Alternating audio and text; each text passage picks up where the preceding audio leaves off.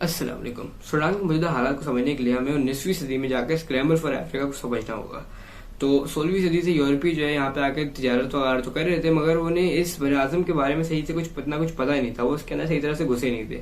जनूबी अफ्रीका में चंद यूरोपीय जो है बस्तियां वगैरह थी और बरतानिया की यहाँ के कुछ कबाइल से लड़ाइयाँ भी हुई थी, मगर 1880 तक यहाँ का सिर्फ 5% से भी कम हिस्सा यूरोपियों के हाथ में था। वो हिस्सा बहुत जल्द बदल देने वाला था। 1880 ही में बेल्जियम के किंग लियोपोल्ड दोम ने यहाँ पे कॉन्गो पर अपना दावा किया और बस फिर पीछे पीछे दूसरे ममालिक भी आते रहे और 1884 में कॉन्फ्रेंस हुई बर्लिन में, जिसमें हुआ ये कि जो अफ्रीका को पूरा का पूरे अफ्रीका को 7 यूरोपीय ताकतों के दरमियान बांट दिया गया, बगैर वहां के लोगों का, उनकी सकाफत का, किसी भी नेचुरल बॉर्डर का ख्याल रखे। तो अब पूरा का पूरा Africa Belgium, France, Spain, Italy, Germany, बरतानिया, पुर्तगाल के दरमियान बढ़ चुका था। सूडान जो था वो बरतानिया के हिस्से में आया और यहाँ पर उन्होंने एक ऐसी टैक्टिक इस्तेमाल की जिसका जिक्र हम लोग यहाँ पे बड़े सगीर में भी सुनते आ रहे हैं, और वो थी डिवाइड एंड रूल।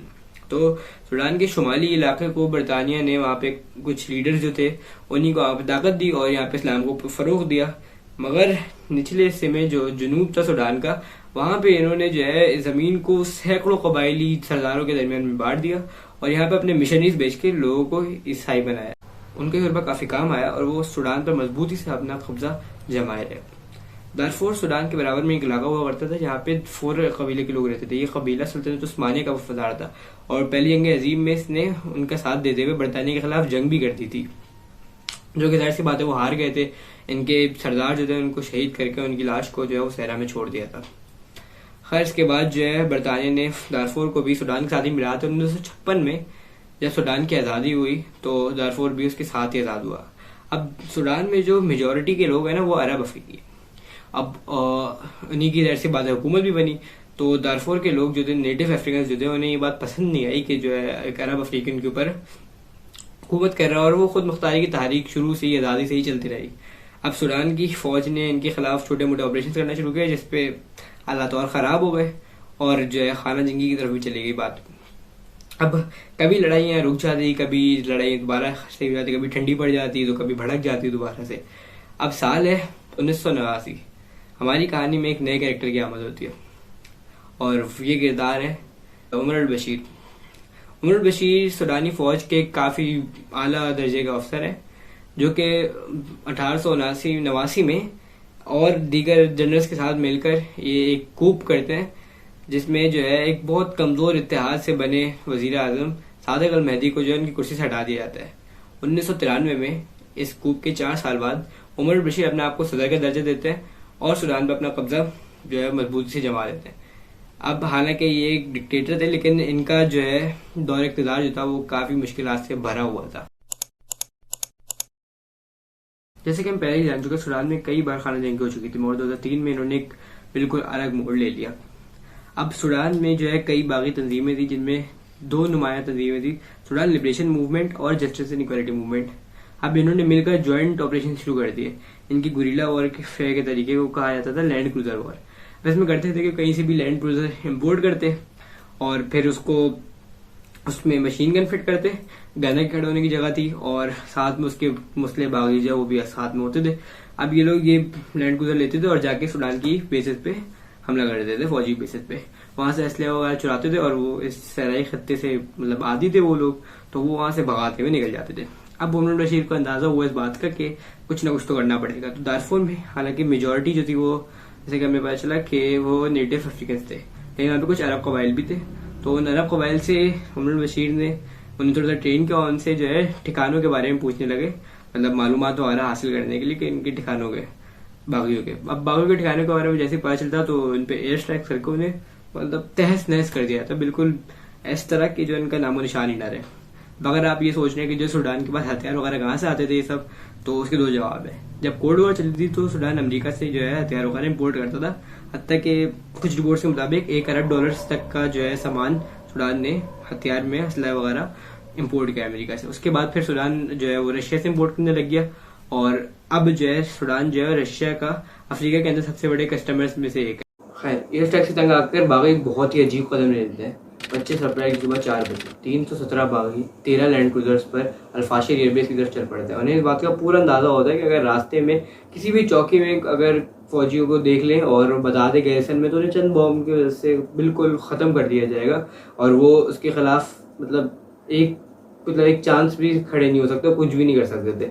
लेकिन फिर भी कुछ सोचे समझे बगैर वो एयरबेस की तरफ चल पड़ता है। रास्ते में जो फौजी होते हैं वो इस वक्त सो रहे होते हैं, नींद की हालत में होते हैं, तो उन्हें वो कैदी बना लेते हैं और फिर सुबह 5:30 बजे वो एयरबेस पे पहुंच जाते हैं। यहाँ पे अब एयरबेस में जो है तैयारी हो रही है एक परेड की। 2 एंड्रोनोव बॉम्बर्स और 7 हेलीकॉप्टर्स ये वहाँ पे खड़े हुए हैं और यहाँ पे पायलट्स भी इनके अंदर मौजूद है। लेकिन बाकी इस तेज़ी से घुसते हैं अंदर के वहाँ के फौजियों के होश आवाज़ उड़ जाता है, उन्हें कुछ समझ ही नहीं आता क्या करे। बाकी सबसे पहले जो है एंड्रोनोव बॉम्बर्स का निशाना बनाते हैं और उन्हें उड़ा देते हैं। फिर हेलीकॉप्टर्स को दबा करते हैं और फिर फौजियों को मारने लग जाते हैं, हत्या कि वो वहाँ पे जो फौजी भाग जाते हैं उन तक के पीछे पड़ के एक एक फौजी को मार देते हैं। फिर वो आसपास जो है घरों की भी तलाशी लेते हैं और यहाँ पे उन्हें एक अपना मेन टारगेट मिल जाता है और वो होते हैं सूडानी एयरफोर्स के कमांडर इब्राहिम इस्माइल। तो अब जब ये ऑपरेशन ख़त्म होता है और ऑपरेशन को जो 4:30 बजे वो वहाँ से निकले थे अब तक 10 बच्चों के होते हैं। 70 फौजी जो है वो सूडानी फौज के मारे जा चुके होते हैं, 30 कैदी बना लिए जाते हैं इंक्लूडिंग इब्राहिम इस्माइल सूडानी एयरफोर्स के कमांडर, और बाकियों के जबकि सिर्फ 4 लोग मारे जाते हैं। उसके इनके पास अब इतना असलहा आ चुका होता है उन्हें समझ नहीं आता कि अब हम इसे वापस लेके जाएं कैसे। इस हौलनाक वाक़े ने पूरे मुल्क में हलचल मचा दी और सदर उमर बशीर को इस बात का अंदाज़ा हो गया कि अब कोई बड़ा कदम चलना पड़ेगा। वो अरब गुरैन दारफूर में जिन्हें जो है बागियों पर जासूसी करने का कहा गया था, अब उन्हें बागात तौर पर हथियार देकर सदर उमर बशीर ने उन्हें बिल्कुल आज़ादी दी थी कि अब तुम लोगों को जो करना करो। अब उन्हें एक पहला मिलिट्री फोर्स बनाया जाएगा, इसका नाम रैपिड सपोर्ट फोर्स RSF रखा गया। इसके कमांडर एक बहुत जवान थे, मोहम्मद हमदान दोगलू थे, जिनको जनरल हेमेडिटी के नाम से जाया जाता था। तो 2003 से लेकर 2008 तक इन 5 सालों में जो है बगावत को पूरी तरह से जनरल हेमेडिटी ने कुचल दिया, मगर इसमें 3 लाख सज़ा जाने चली गई। अब इसी के इल्ज़ाम में इन्हें जनरल हेमेडिटी और सदर उमर बशीर को ICC इंटरनेशनल क्रिमिनल कोर्ट ने इन पे बाकायदा वारंट जारी किए थे। लेकिन जिस फोर्स के ख़िलाफ़ ये लड़ रहे थे, सूडान लिबरेशन मूवमेंट SLM, उसका बड़ा हाथ था साउथ सूडान की आज़ादी में। 2005 में SLM और सूडानी गवर्नमेंट के बीच में एक अमन मुआहदा हुआ था, जिसमें एक क्लॉज ये भी था कि जो है बाद में कभी साउथ सूडान की आज़ादी के लिए एक रेफरेंडम रखा जाएगा, जो कि 2011 में हुआ। अब इसमें 38.5 लाख लोगों ने वोट दिया, जिसमें से 98.8% लोगों ने ये बोला कि साउथ सूडान को आज़ाद होना चाहिए और उसकी आज़ादी के लिए वोट दिया। हालांकि साउथ सूडान की आज़ादी सूडान का सिर्फ 1/4 हिस्सा गया था, मगर इसमें सूडान के 75% तेल के रिजर्व थे, तो इससे जाहिर सी बात इनकी माशी हालत काफ़ी ख़राब हो गई। 1997 से अमेरिका ने जो है सूडान पर एक टेररिज्म को स्पॉन्सर करने का इल्ज़ाम लगाकर यहाँ पे सैंक्शंस लगाए हुए थे, यहाँ पे पाबंदी आयद की हुई थी। और 1998 में तो खर्तूम में फैक्ट्री को अलकायदा के लिए कीमियाई हथियार बनाने का इल्ज़ाम लगाकर अमेरिका ने उड़ा भी दिया था। खैर, इन पाबंदियों से भी जो है सूडान की माशी हालत और ख़राब हो गई और 2014 तक अंदाज़न 36% सूडान की आवाम जो है वो गुरबत में रह रही थी। मगर एक बंदा था जो कि अमीर से अमीर तर हुआ जा रहा था, जनरल हेमेडिटी। ये बंदा जो है RSF को अपनी पर्सनल फोर्स बना चुका था और इसे जब पाकिस्तान ने 2014 में मना कर दिया जो है यमन में सऊदी अरब की दरख्वास्त पे यमन भेजने से, तो इसने अपनी फोर्स को यमन भेजा। इससे इसका इतना पैसा है कि एक वक्त तो इसने $1 अरब सूडान के सेंट्रल बैंक में भेजे। तो अब जो RSF जो कि बनाई गई थी इसलिए कि जो है बगावत को कुचले, वो अब जनरल हेमेडिटी की 1 लाख फौजियों पर मुश्तमिल पर्सनल फोर्स बन चुकी थी। अब इसने जो है अपने ज़ाती बिजनेस भी घुसाना शुरू कर दिया सूडान की तिजारत में, जैसे कि सोने के कानों से खुद के लिए सोना एक्सट्रैक्ट करवाना। अब इसके ताल्लुकात सऊदी से तो अच्छे थे ही, क्योंकि इसने यमन में अपने फौजी भेजे थे। रूस से भी इसके सोने के कानों से सोना एक्सट्रैक्ट करवाने की वजह से रूस से भी इसके काफ़ी ताल्लुकात अच्छे थे और यूरोप से भी इसके ताल्लुकात अच्छे थे, इस शर्त पे कि वो यूरोप में जो लीगली हिजरत करते हैं अफ्रीकी, उनको रोकेगा। इन शॉर्ट, जनरल हेमेडिटी अब तक बहुत ताकतवर हो चुका था, हालांकि कि ये सूडान के तीसरा ताकतवर तरीन आदमी था सदर उमर बशीर और आर्मी चीफ अब्दुल फतह अल बुरहान के बाद। 2019 में जब उमर बशीर को 30 साल हो गए थे, तो आवाम जो है सड़कों पर निकल आई गुरबत और फौजी पाबंदियों के मारे। जी हाँ, वही फौजी पाबंदियाँ जिनमें बड़ा हाथ जो है वो जनरल हेमेडिटी का भी था। तो इन मुजाहिरों की ओर में आर्मी चीफ के साथ मिलकर जनरल हेमेडिटी ने उसी बंदे को फारिग कर दिया जिसने उसके यहाँ तक पहुँचाया था। जी हाँ, सदर उमर बशीर। अब जब सदर रास्ते सड़ चुके थे, तो एक और कांटा बचा था रास्ते में जनरल हेमेडिटी के लिए, आर्मी चीफ। तो एक ट्रांजिशनल मिलिट्री काउंसिल TMC बनाया गया, जिसके सरबराह जो थे वो आर्मी चीफ खुद ही थे और उनके नायब जनरल हमेदती। अब इसका काम ये था कि वो आवाम के लिए साफ और शफाफ इलेक्शंस करवाए।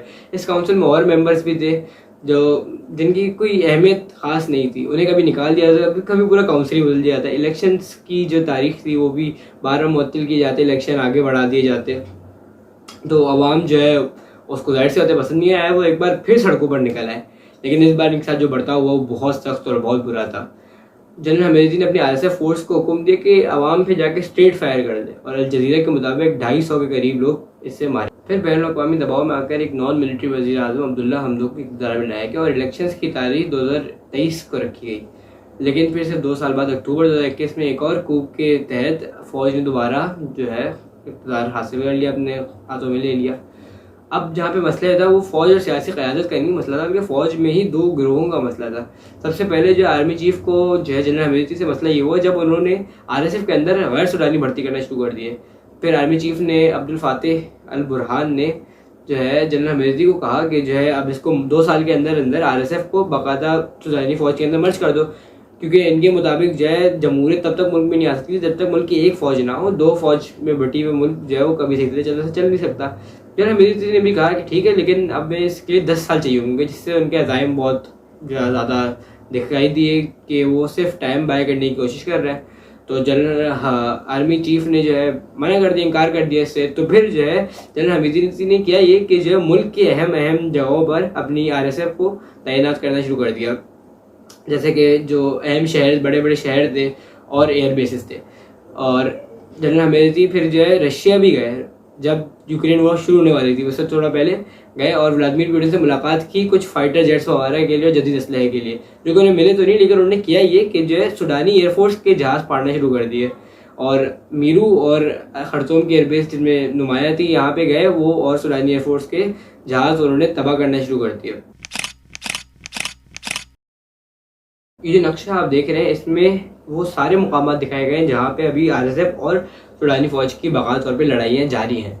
और ये जो नक्शा आप देख रहे हैं इसमें पिंक में सुडानी फौज के कब्जे के इलाके और हरे में आरएसएफ के कब्जे के इलाके दिखाए गए हैं। तो इन लड़ाइयों के बायस कई मुल्क अपने सफारती मेंबर्स, पूरे सफारत खाने के मेंबर्स को उठा के अपने मुल्क वापस लेके आ चुके हैं और कई जो अपने शहरियों को वहाँ से निकालना शुरू कर दिया कईयों ने। पाकिस्तान के करीब 1,500 शहरी जो हैं वो सूडान में हैं, जिनमें से 700 से ज़ायद को इस वीडियो को एडिट करने में थोड़ी देर लग गई। तो एज पर लेटेस्ट न्यूज़ सारे के सारे पाकिस्तानी को सूडान से इवैक्यूएट कर लिया गया है। पोर्ट सूडान से कश्तियों में बिठा के सऊदी अरब भेजा जा चुका है या फिर वो रास्ते में। तो यहाँ सऊदी अरब से जद्दा से लेकर कराची की फ़्लाइट चलेंगी जिनमें इनको पाकिस्तान एयरफोर्स के जहाज़ों से कराची लाया जाएगा। जब इस वीडियो की स्क्रिप्ट लिखी जा रही थी तब जो है 3 फ्लाइट्स कराची पहुंच चुकी थी, जिनमें से पहली फ्लाइट में 149, दूसरी में 111 और तीसरी में 97 लोग थे, यानी कि कुल मिला के 357 लोग पाकिस्तान वापस पहुंच चुके हैं। अब खैर जाहिर सी बात है जब आप ये वीडियो देख रहे होंगे तो हो सकता है इसकी तादाद जो है वो काफ़ी बढ़ चुकी हो। ये लड़ाई तकरीबन 3 हफ्तों से जारी है, कभी इस वक्त की सुलह हो जाती है तो कभी लड़ाई दोबारा शुरू हो जाती है। और इस लड़ाई के जल्द ख़त्म होने का इम्कान इसलिए बहुत कम है क्योंकि जो है सूडान की फ़ौज के लिए किसी पैरामिलिट्री फोर्स से हार मानना तो तकरीबन नामुमकिन सा ही है। और आर्मी चीफ ने जो है जनरल हमेदती के सरेंडर से कम कुछ भी मारने से इनकार कर दिया गया। और जनरल हमेदती के लिए हार मानना जाहिर सी बात है अपनी दौलत और ताकत से दस्तबरदार हो जाना है। अब ये लड़ाई जो है तो सूडान के 2 फ़िरक़ों के दरमियान, लेकिन इसके पीछे काफ़ी बड़े बड़े खिलाड़ी भी हैं जिनका अंदाज़ा आप खुद से लगा सकते होंगे।